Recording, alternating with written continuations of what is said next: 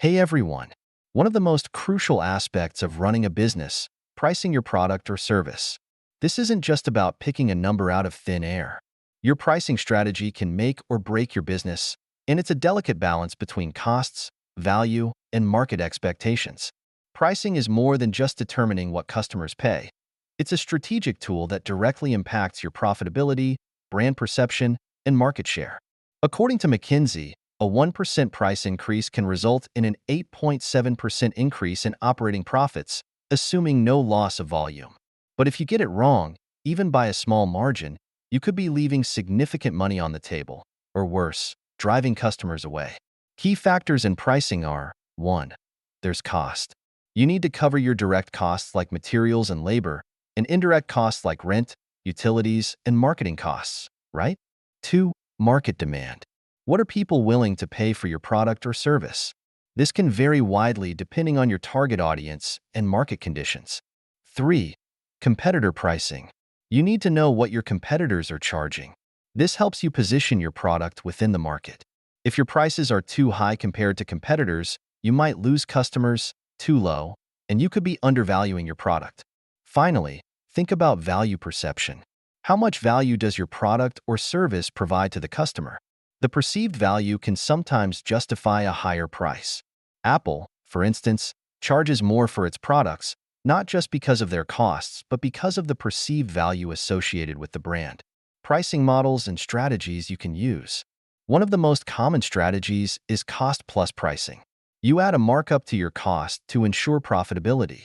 For example, if your product costs $20 to make and you want a 50% profit margin, you'd price it at $30. Simple, but it doesn't consider what the customer is willing to pay.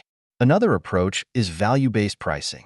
Here, you price your product based on the perceived value to the customer rather than the cost. This is common in industries where brand and experience play a significant role. Think luxury goods or technology. Then there's competitive pricing. You set your price based on what competitors are charging. This can be useful in a saturated market with many others. You might price your coffee similarly to your competitors to attract customers while differentiating on other factors like quality or service. Another interesting model is penetration pricing. You set a low price to enter the market and attract customers quickly, then gradually increase it as your market share grows. This strategy is often used by tech startups to build a user base rapidly. On the flip side, skimming pricing involves setting a high price initially and then lowering it over time. This works well for innovative products with little initial competition, like the latest gadgets or new technology. Pricing isn't just about numbers. There's a psychological aspect to it too. Let's explore some psychological pricing techniques. Charm pricing is a classic. Pricing something at $9.99 instead of $10 makes it seem cheaper, even though the difference is just a cent. Research shows that charm pricing can increase sales by over 24%. Anchoring is another powerful tool. By showing a higher price first, you make the next price seem like a bargain. This is why you often see was $100, now $75 in sales. Price bundling involves offering multiple products or services together at a lower price than if bought separately.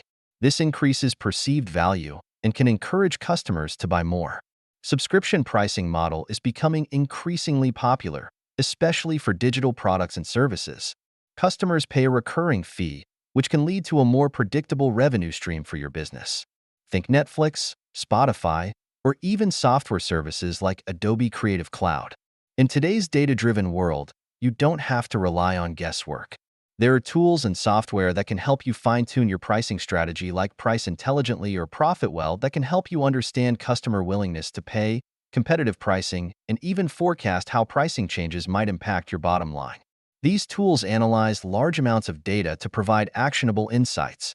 Another tool, HubSpot, offers a pricing calculator that allows you to input your costs, desired profit margins, and market conditions to suggest a price range, particularly useful for startups or small businesses. Don't underestimate the power of A/B testing. Tools like Optimizely allow you to test different pricing points to see which ones perform best in terms of sales and customer retention. Thanks for watching. If you found this video helpful, please give it a thumbs up, subscribe to our channel, and leave a comment below or any questions you might have. Stay tuned for more tips on how to build and grow your business. See you next time.